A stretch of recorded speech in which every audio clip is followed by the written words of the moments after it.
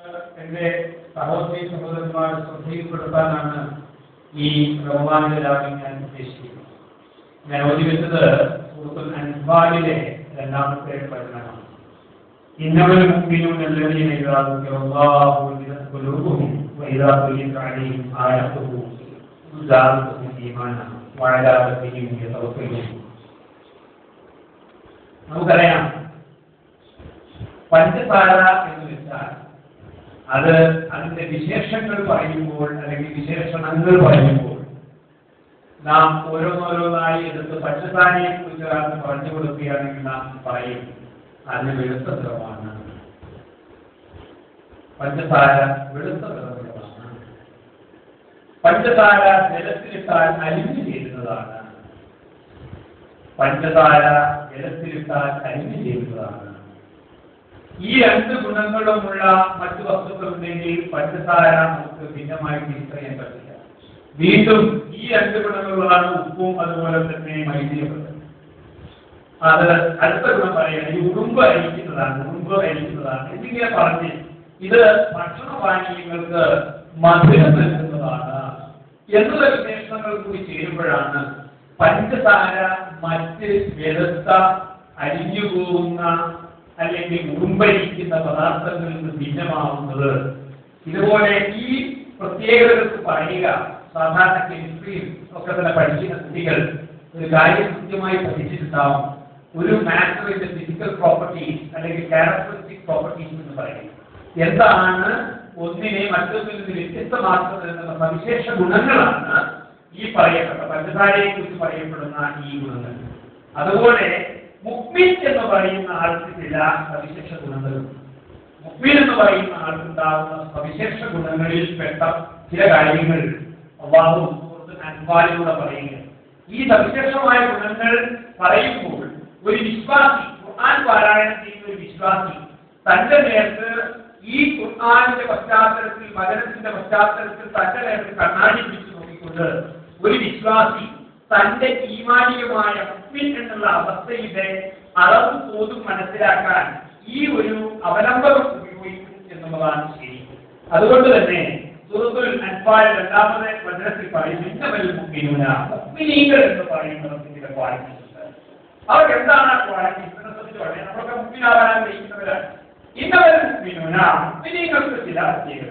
അതെന്താണ്? അല്ലദീന ഇദാ ദുകിറല്ലാഹു വജിലത് ഖുലൂബുഹും. നമ്മൾ പറയും ഒന്നാമത്തെ മൂലം, ഞാൻ കുറച്ചുകൂടി വിദ്യാഭ്യാസമായ കുട്ടികൾ കൂടുതൽ ഇരിക്കുന്നതുകൊണ്ട് ആയിരിക്കും പറയട്ടെ. ഒന്നാമത്തെ മൂലകങ്ങളുടെ പ്രത്യേകത എന്താണെന്ന് വെച്ചാൽ അതിന്റെ ഔട്ടർ ഷെല്ലിലെ ഇലക്ട്രോൺ ഒന്നാണ്. അതുകൊണ്ട് തന്നെ അയോണീകരണത്തിന് സാധ്യത വളരെ കൂടുതലാണ് എന്ന് പറയുന്നതാണ് ആൽക്കലി മൂലകങ്ങളെ കുറിച്ചാണ് പറയുന്നത്. ഇതുപോലെ ഈമാൻ എന്ന ഒരാൾ അല്ലെങ്കിൽ മുഅ്മിനായ ഒരാളുടെ സവിശേഷത എന്താണെന്ന് വെച്ചാൽ അല്ലാഹുവിന്റെ പേര് സ്മരിക്കപ്പെട്ടാൽ, ഓർമ്മിപ്പിക്കപ്പെട്ടാൽ അവരുടെ ഹൃദയം പ്രകമ്പനം കൊള്ളും, വൈബ്രേറ്റ് ചെയ്യും. അതുപോലെ അല്ലാഹുവിന്റെ പേര്, അല്ലാഹുവിന്റെ നാമം സ്മരിക്കപ്പെട്ടാൽ അവരുടെ ഹൃദയം വൈബ്രേറ്റ് ചെയ്യും, അതായത് പ്രകമ്പനം കൊള്ളും, അല്ലെങ്കിൽ ഒരർത്ഥത്തിലുള്ള ചലനത്തിന് വിധേയമാകും. ഇത് നമ്മൾ ആലോചിക്കുക. ഈ ഒരു ക്യാരക്ടറിസ്റ്റിക് പ്രോപ്പർട്ടി നമ്മുടെ വ്യക്തിത്വത്തിൽ ഒന്ന് ചേർത്ത് വായിച്ചു നോക്കിയാൽ നമ്മുടെ ഈമാൻ ആ തരത്തിൽ അല്ലാഹുവിന്റെ വചനം കേൾക്കുമ്പോൾ, പേര് കേൾക്കുമ്പോൾ ഒന്ന് ഹൃദയം ഇളകുന്ന ഹൃദയമായി നമ്മുടെ ഹൃദയം മാറിയിട്ടുണ്ടോ? മാറിയില്ലെങ്കിൽ ഈ പറയപ്പെട്ട മുഅ്മിനുകൾ നമ്മൾ കേൾക്കില്ല എന്നാണ്. നമ്മൾ പരിശുദ്ധ ഖുർആൻ ഇങ്ങനെയാണ് പറയുന്നത്. എന്നാൽ ഇന്നമൽ മുഅ്മിനൂന അല്ലദീന ഇദാ ദുകിറല്ലാഹു വജിലത് ഖുലൂബുഹും, അവരുടെ ഹൃദയം ഒന്ന് പിടയ്ക്കും.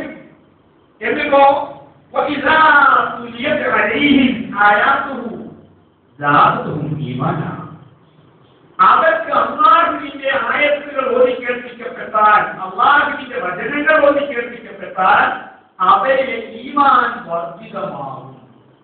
നമ്മൾ ആലോചിച്ച് നമ്മുടെ എല്ലാ വെള്ളിയാഴ്ചകളും ഒരായത്തെങ്കിലും ഓതിക്കാൻ നമ്മുടെ പള്ളി മുമ്പിൽ നിന്ന് നമ്മുടെ ഹബീബ് പ്രഭാഷണം നടത്താറുണ്ട്.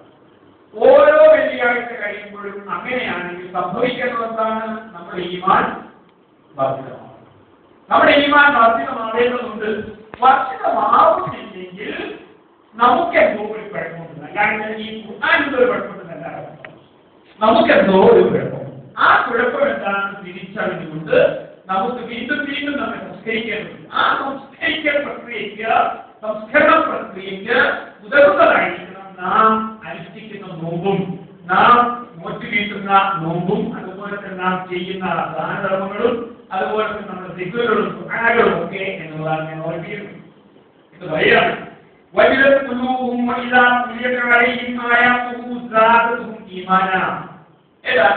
ഈമാനിന്റെ വർദ്ധനമാവുകയും ചെയ്യും. അവർക്ക് പ്രത്യേകത കൂടിയുണ്ട്.